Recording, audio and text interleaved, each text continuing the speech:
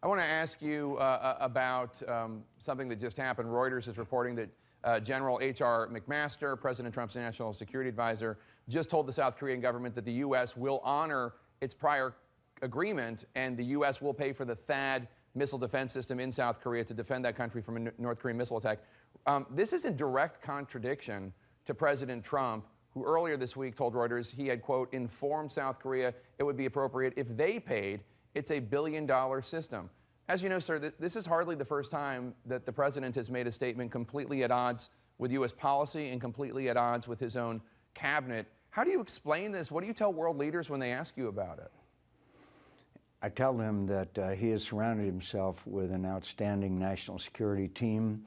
I can't guarantee to world leaders that he will always listen to them, but he has so far.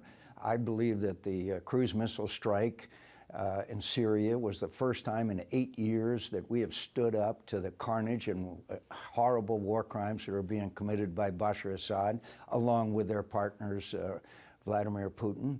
So I tell them that we have a great national security team and that we have now a military that is in very bad shape and needs rebuilding, and I'm embarrassed that the Congress of the United States continues to sequester, which has given us 1,000 pilots short in the Air Force, ships that can't leave port, and 60% of our F-18s, our frontline fighters, not able to fly for lack of spare parts. Right. It's disgraceful. Senator, with all due respect, I know that you admire General McMaster. I know that you admire retired Generals Kelly, retired General Mattis. I get that.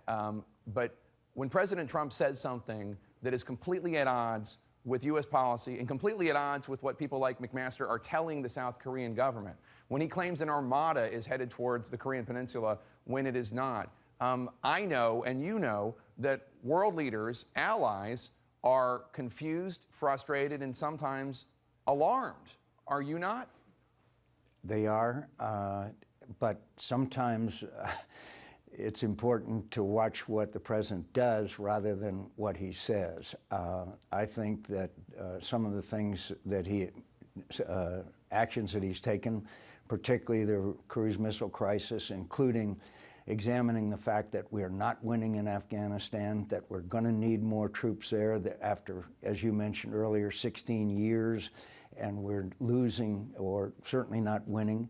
And there are measures that he is listening to these outstanding military leaders and taking their advice. And again, we need a Congress that will fund and authorize this kind of action, because right now our military is in very bad shape.